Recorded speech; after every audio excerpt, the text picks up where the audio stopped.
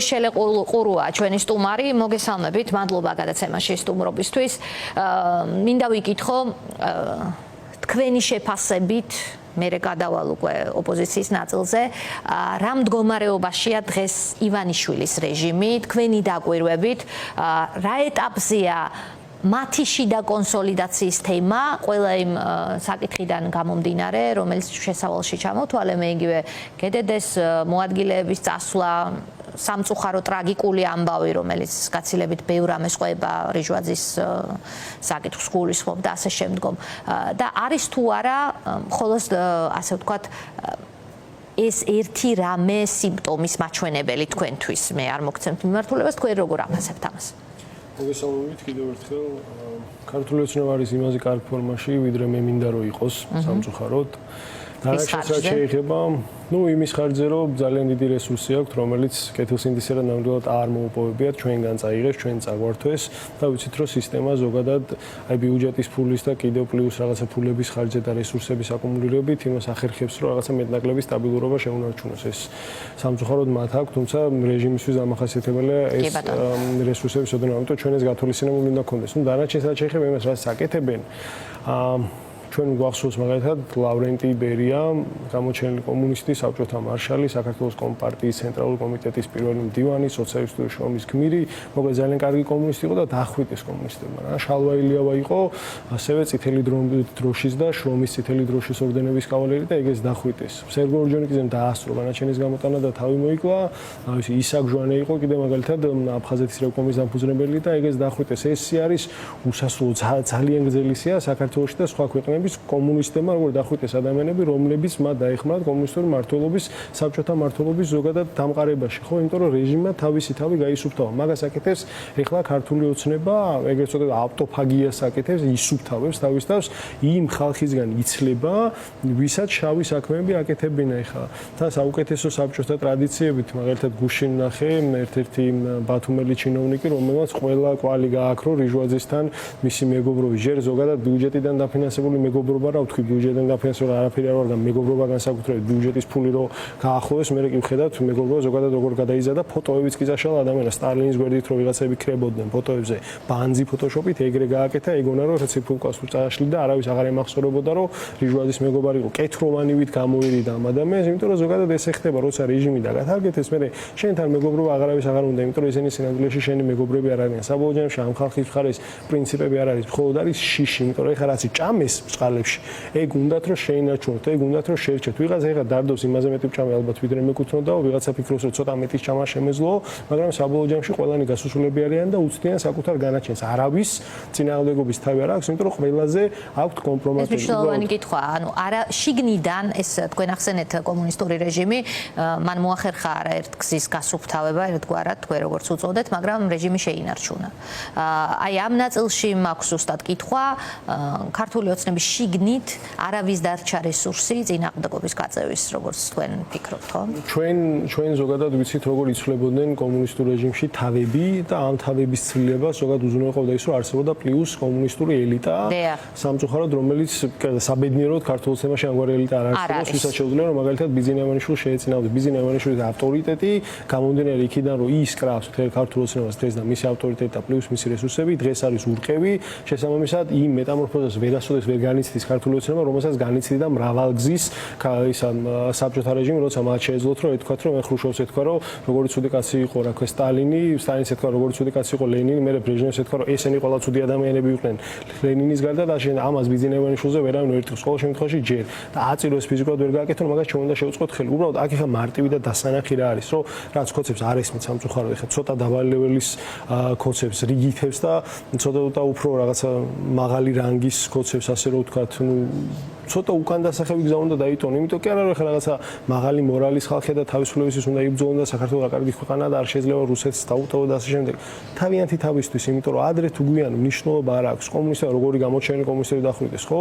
რიჟვაძე, რომელსაც მხოლოდ ეხლა ჯანმრთელობას უსურვებ, ამ ეტაპზე მხოლოდ ხო მაღალი რანგის იყო, მის ხელა შეიძლება არც ერთი კაცი არ იყოს, ვისაც ეხლა ვესაუბრები, ხო? უნდა დაიტოვონ უკან დასახევი გზები, სრულ მოწმე პოლიციელებმა, მოსამართლეებმა, პროკურორებმა, ადამიანებმა, რომლებიც დღეს შავ ამ საქმეს აკეთებენ, ესენი უნდა მიხვდნენ რომ ხვალ და ზეგ როცა ავტოფაგის ახალი ეტაპი გამოცხადდება, ქართული ეცნობა ადგება და მათაც მოიშორეს, იმიტომ რომ მეტამორფოზა მოუნდება, მე დასავლეთთან დაალაგება მოუნდება, მე საფრანგეთთან კარგი ურთიერთობა მოუნდება, გერმანიას ეთქვის რომ ადრე თუ საერთოდ deep state-ი გმართავდა, მე ცოტა ხნის რუსეთი გმართავდა და ეხლა მოდი ისე ერთმანეთთან დავალაგოთ და ამ ადამიანებს ყველას მოიშორეს. ხვალ რომ ეხლა აქციის დარბევა დაიწყონ, ვინც დაგვარბებს, იქიდან შეიძლება ვერავინ ვერ ვიცნო, იმიტომ რომ ვინც იყვნენ ადამიანები წლების განმავლობაში ვინც გვარბებდნენ, ყველა გაუშვეს სამსახურიდან.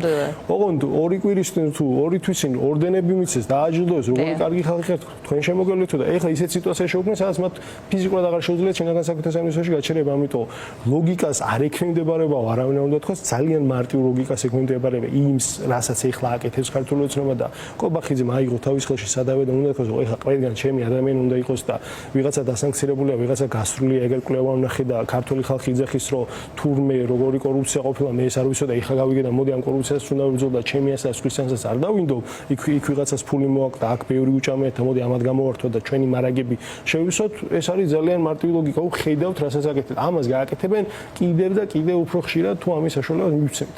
კონსოლიდაციას რაც შეეხება და რა არ არყევს რეჟიმს მათი აზრით, ხომ?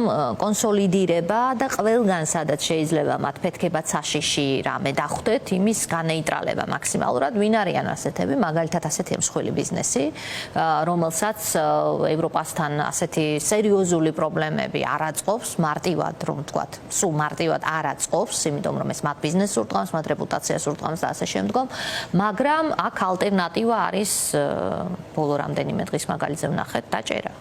შესაბამისად, აი მსხვილი ბიზნესი, სამოქალაქო სექტორი და მედია, ასე ვთქვათ, ასე თუ ისე, რაც შეეძლო შეარყია, მოუჭირა, მარწუხები, მაქსიმალურად გაურთულა არსებობის შესაძლებლობა, ოპოზიციის ლიდერები დაიჭირა, ბიზნესზე მინდა რომ გითხოთ, მსხვილ ბიზნესს რას უშვება ახლა? მსხვილ ბიზნესს გაუგზავნა ძალიან მკაფიო მესიჯი, როცა გუშინ წინ ერთ-ერთი ყველაზე მსხვილი ბიზნესმენი დააკავა და გაუგზავნა ძალიან მარტივი მესიჯი. ყველას მოგწდებით, ხელშეუხებელი არავინ არ ხართ. რო რამე ბრჭყალებში შეგვიძლია რომ ნებისმიერ თქვენგანთან მოვიდეთ და ნებისმიერი უაბსურდულესი მიზეზითაც კი ციხეში წაგიყვანოთ, თუ აქ აქტივისტები, ახალგაზრდა ბიჭები ციხეში არიან, თუ აქ პოლიტიკოსები, ოპოზიციის ლიდერები ციხეში არიან, პლუს ერთი ბიზნესმენი და კაპიტალისტი, რომელსაც ძალიან მარტივად გავაშალეთ ჩვენი არხებით, არ იქნება პრობლემა და თქვენზე თავს არავინ არ მოიკლავს. ასე რომ ფრთხილად იყავით და ეცადეთ რომ ჩვენთან, მაინც და მაინც შეხვედრებზე იაროთ მინიმუმ ირაკლი კობახიძესთან. იაროთ და კვერი დაგვიკლათ. იმის იქეთ ხმართ ქება დიდება შეიძლება არავინ არ თხოვდეს ყველას, მაგრამ წინააღმდეგობა უნდა თუ ჩაკვან თქვენ სწორად თქვით რომ განაღვასრულებენ ყველაფრისას როცა მიდენ იმიტომ შემოვლეს ეხლა რაც აბიჯებენ ის ყინული არის ჯერ გაუვალი გზა ჯერ მან არ გაუვლიათ ქართული ოცნების სერვისს არიციან გაძლებენ თუ არ გაძლებენ ეხლა მოსამართლეები რაც აკეთებენ ხო გადაწყვეტილებს რო იღებენ ეხლა ზურა რო გაუშვეს ციხეში მაცინე მოსამართლეს სახეზე იტყობოდა რომ რაღაც ახალს აკეთებდა ისეც რაც მას ჯერ არ გაუკეთებდა სინჯავდა ნელა შიშით აი შიშით ადგამენ ხა ფეხს სად ჩაუტყდებათ არიციან სამწუხაროდ მეორე მხარე ჩვენ რასაც უნდა ვაკეთებდეთ მაინც და მაინც იმის იმედზე არ უნდა ვიყოთ რომ ჩვენ ეს უნდა მეკითხა კი შეტევით მოკვდება ის ლომი რომელზეც ვიდობთ ჩვენს იარაღი გაწმენდილი უნდა გქონდეს თქვი კარგად უნდა ვიყოთ მომზადებული უნდა ვიყოთ ის შანსი რომელსაც ვეუბნებით ეს შანსი საბოლოო ჯამში უნდა გამოვიყენოთ მაგრამ ამ შემთხვევაში ეს რაღაცა ოპტიმალურ ფორმაში მგონია რომ არა ვარ აი ეს უნდა მეკითხა ახლა გასაგებია რომ ისინი არ არიან თლად კარგ ვითარებაში მათ ხარეს არის ძალაუფლება ფული კონსოლიდაციის მცდელობა და შიშის ფაქტორი რომლის დათესვასაც ყველგან ცდილობენ ნაკლებად გამოუვიდათ ეს სამოქალაქო სექტორში კრიტიკულ საზოგადოებაში ვერც ერთი სინდისის პატიმარი ვერ გატეხეს ხო მაგრამ საბოლოო ჯამში რა გზით წარმოგიდგენიათ ხელისუფლების ცვლილება თუ ეს არის პოლიტიკური პროცესი პოლიტიკური ლიდერი ყველა დაჭერილი ყავს ქვეყანაში სადაც არჩევნებს ყველა ამბობს რომ ნაკლებად აქვს აზრი ასეთ ქვეყანაში როგორ იცვლება ხელისუფლება თუ ამბობთ იმას რომ არჩევნებს აზრი არ აქვს და არჩევნებზე არ გავდივართ მაშინ პოლიტიკურ ლიდერსაც აზრი აქვს პოლიტიკოსს და აქტივისტს შორის რაღაც ანუ არჩევნებს აქვს აზრი ხო არა ზოგადად ვამბობ ეხა სიტუაციაში სადაც ვართ სადაც ამ არჩევნებს ეხლა ჩემი აზრით მნიშვნელობა არ აქვს მაშინ პოლიტიკურ ლიდერსაც მნიშვნელობა არ აქვს იმიტომ რომ პოლიტიკოსი იმით განსხვავდება აქტივისტისგან რომ ხანდახან არჩევნებში იღებს ხოლმე მონაწილეობას და არჩევნებში გამარჯვების შემდეგ რაღაც თანამდებობას იკავებს და თუ ამას არ აკეთებს ესე იგი ისიც აქტივისტი ასე რომ დიდა და ეს პროცესი შეიძლება არ დააზიანოს იმან რომ პოლიტიკური ლიდერები მოვალში შეიძლება გისვას ეს მიღმა აღმოჩნდეს ზოგადად ამგვარ რეჟიმთან დაპირისპირების რომ ჟანრის რა უგებს ამგვარ რეჟიმს სტაბილურობა და ის რომ ადამიანებმა ინდივიდუალურად მიიღონ არ დამორჩილების გადაწყვეტილება და წინააღმდეგობის გადაწყვეტილება. აი თქვენ როგორც ადამიანი, პოლიტიკოსი გერქმევათ ამ ეტაპზე თუ სამოქალაქო აქტივისტი, ალბათ არ აქვს დიდი მნიშვნელობა საერთოდ ის სურათში. ამ ხარეს დარჩენილ საზოგადოებას, ვინც მაქსიმალურად შეზღუდა ივანიშვილმა, უთხრა რომ ოქტომბერში არის არჩევნები, მოდი და აქ მიიღე მონაწილეობა. ამაზე ძალიან დიდი რესურსი დაიხარჯა ოპოზიციის შიგნით ამ საკითხის გარკვევასთან დაკავშირებით.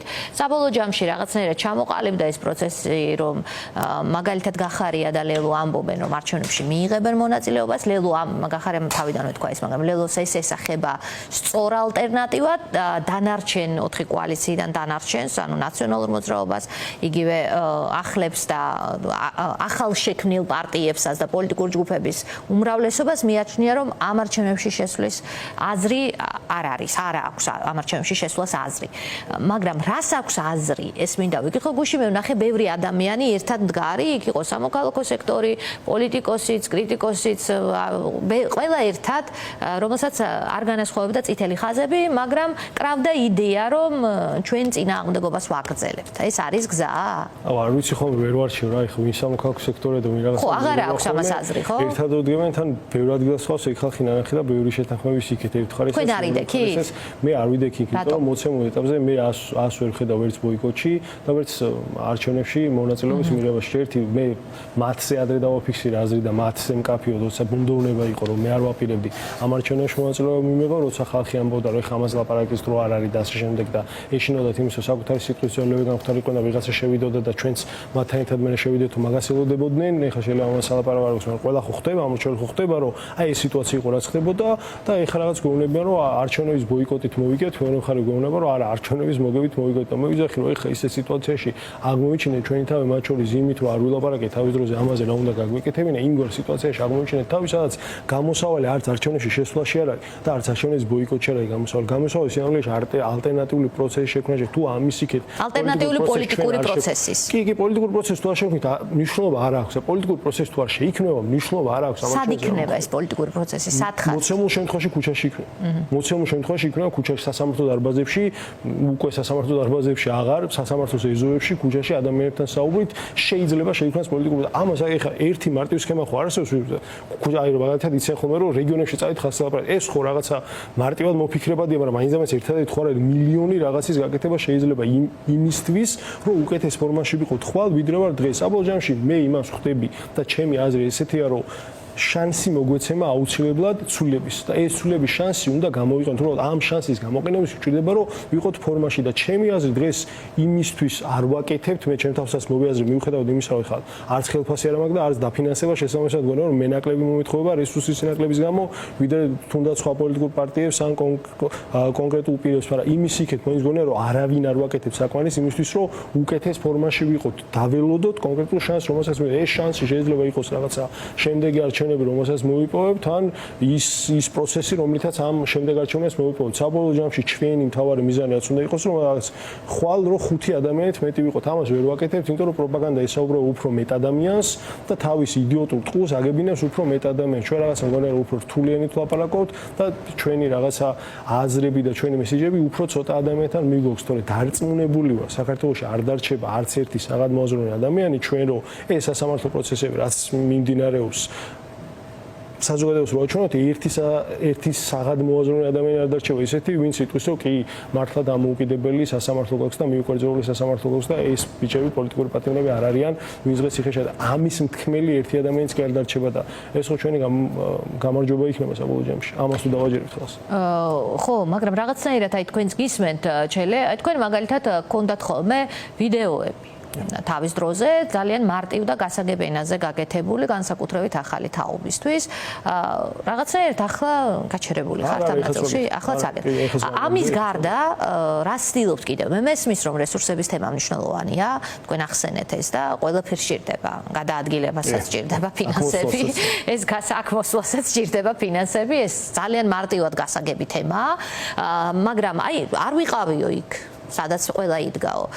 რომ მისულიყავით რა დაშავდება? ანუ მე დავიგინე სამითვისე რომ არჩევანის შემოწმებას არ ვიღებდი. ეხლა ყოველ კვირას რაღაც შეხვედრა სურათი მოგლებით აქციაც დაამოწმე ბენკში რომ ეს ვიღაცა მელოტი წერებიანი ბიჭი ჩვენ უკან უნდა იდგეს, იმიტომ რომ ერთი კაცით მეტი ვიყოთ, რა მე შინ მისთვის არა ვარ ამ საქმეში და ეხლა იქ ვიდგები. მესმის, ანუ თქვენი გამოხატვის ფორმა მესმის.